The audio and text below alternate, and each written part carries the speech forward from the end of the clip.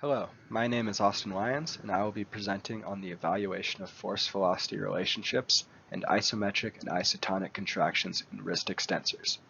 The relationship between force and velocity is already well established. As force increases, the velocity with which the muscle can act decreases. Previous studies at the wrist specifically support this by finding that force produced was significantly greater at lower velocities. The goal of this research was geared towards simply testing and confirming this relationship ourselves. Our question was, how is angular velocity impacted by increasing the load? Given the known relationship, we hypothesized that angular velocity will decrease as the load increases. The study consisted of one male subject, 21 years old. There was no specific sampling method done. We simply had one member of our group volunteer to be subject. Our only inclusion criteria was being a member of our group, and the only exclusion criteria was wrist injury or pain.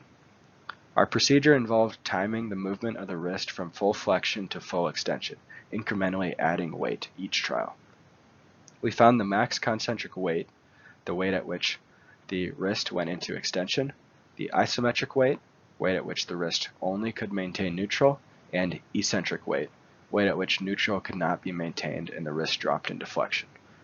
After a few calculations, we constructed a force-velocity graph of our data, which can be seen in Figure 2. We found an inverse relationship between force and velocity, which is consistent with previous research and our hypothesis. There is an outlier point at around 270 degrees, which we believe was simply due to human error when recording the time. Figure 3 shows a table of external moments for the concentric, isometric, and eccentric weights found earlier. Eccentric contractions were shown to handle the greatest load, an external moment, followed by isometric and then concentric.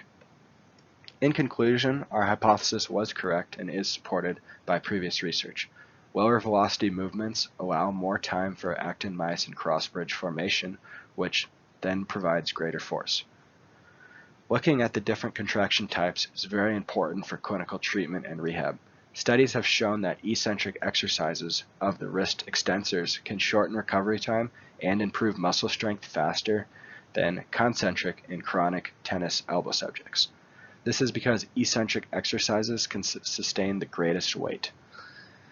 However, this may not be applicable to every treatment because eccentric contractions are still associated with muscle injury and soreness. Thank you very much for listening. Goodbye.